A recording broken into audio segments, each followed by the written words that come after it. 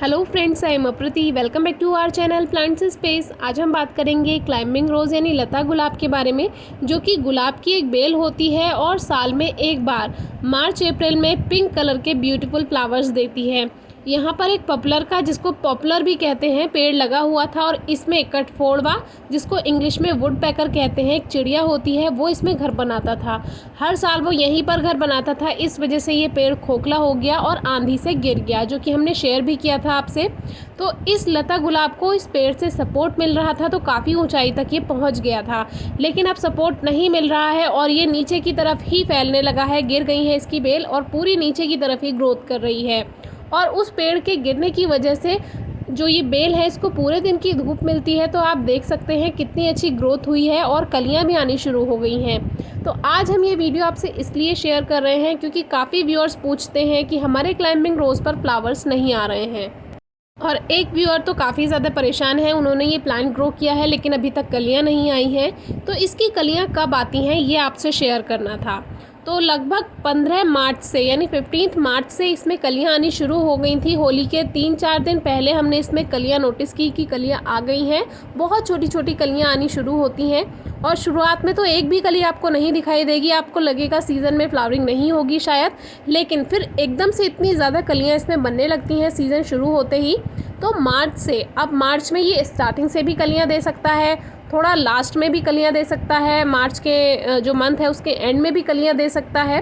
तो उसमें आपको थोड़ा सा पेशेंस रखना होगा, वेट करना होगा। अगर प्लांट को अच्छी धूप मिल रही है, फर्टिलाइज़र मिल रहा है, अगर पॉट में लगाया हुआ है या ज़मीन में जहाँ पर अगर खाद नहीं है और आप अच्छे से उसको खाद यानी फर्टिलाइज़र दे रहे हैं, तो कलियाँ ज़रूर मिलेंगी। जैसे कि आप हमारे यहाँ के इस बेल में देख सकते हैं, हम इसको ना तो पानी देते हैं ना ही कोई खाद देते हैं और धूप इसको अपने आप मिल ही जाती है, यानी कि हम इसकी ज़ीरो केयर करते हैं।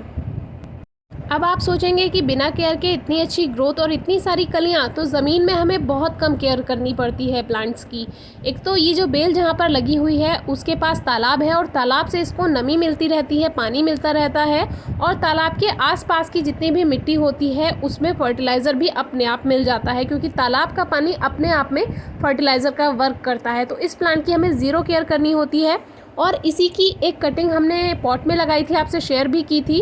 उसमें हमें थोड़ी सी केयर करनी पड़ती है। हर 30 डेज़ में यानी 1 मंथ में उसमें फर्टिलाइज़र आपको देना चाहिए अगर पॉट में लगा हुआ है प्लांट, और सीज़न में उसकी प्रूनिंग भी करनी चाहिए। रिपोर्टिंग अगर कर सकते हैं तो कीजिए, वरना फर्टिलाइज़र ऐड करते रहिए।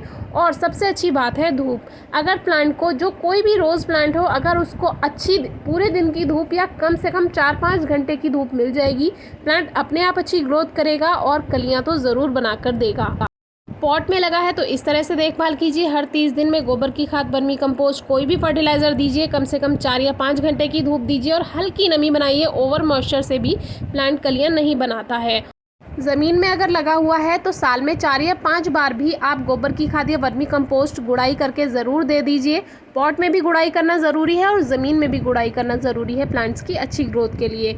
और हल्की नमी तो आप बनाकर ही रखिए। अगर ज़मीन में भी लगा है तो भी नमी का ध्यान रखिए। और प्लांट ऐसी जगह लगाएं जहां पर उसको अच्छी धूप मिल सके। कम से कम 4 घंटे की तो ज़रूर ही मिलनी चाहिए। ये है हमारा पॉट में ग्रो किया हुआ क्लाइंबिंग रोज़, जो कि 12 इंचेस के पॉट में हमने इसको रिपोर्ट किया था, आपसे शेयर भी किया था। हमेशा अक्टूबर से जनवरी फरवरी तक ही आपको ये रिपोर्टिंग का, गुलाब का काम करना चाहिए। तो अभी इसमें भी जो न्यू ग्रोथ है उससे पता चल रहा है कि इसमें भी कलियां आनी शुरू हो गई हैं। जो ज़मीन वाला प्लांट है उसमें आपको कलियां पहले देखने के लिए मिल जाती हैं, क्योंकि ज़मीन में अच्छे से प्लांट्स ग्रोथ कर पाते हैं। पॉट में इतनी अच्छी ग्रोथ नहीं हो पाती है, फिर भी पॉट में थोड़ा लेट कलियाँ आती हैं। तो अभी इसमें हमने नोटिस किया है कि इसमें भी कलियों की शुरुआत हो चुकी है। रिपोर्टिंग के बाद हमने इसमें 2 बार और फर्टिलाइज़र मिलाया था, वो भी केवल गोबर की खाद ही हम यूज़ करते हैं। अगर आप केमिकल फर्टिलाइज़र यूज़ करेंगे तो आपको जल्दी रिजल्ट भी मिल सकता है, लेकिन हम अपने किसी भी प्लांट में केमिकल फर्टिलाइज़र यूज़ नहीं करते हैं। केवल गोबर की खाद या जो हम किचन वेस्ट मैन्योर तैयार करते हैं वो, या कोई भी ऑर्गेनिक फर्टिलाइज़र ही यूज़ करते हैं। देखिए, इसमें एक छोटी सी कली आपको देखने के लिए मिल जाएगी। ज़मीन में बेल बहुत ज़्यादा फैल जाती है। पॉट में क्लाइंबिंग रोज़ इतनी अच्छी ग्रोथ नहीं कर पाते हैं, ज़्यादा नहीं फैल पाते हैं। इस क्लाइंबिंग रोज़ को हमने क्या शेप दी हुई है, जब इस पे फ्लावर्स आएंगे तब आपको पूरा प्लांट देखने के लिए मिल जाएगा।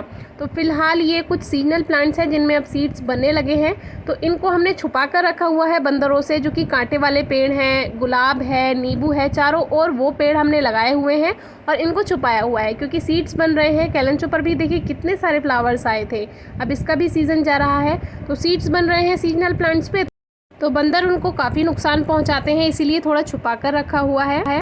कलियां कब आती हैं, इसका आंसर आपको मिल गया होगा। आज की वीडियो आपको कैसी लगी ज़रूर बताइए। Thank you.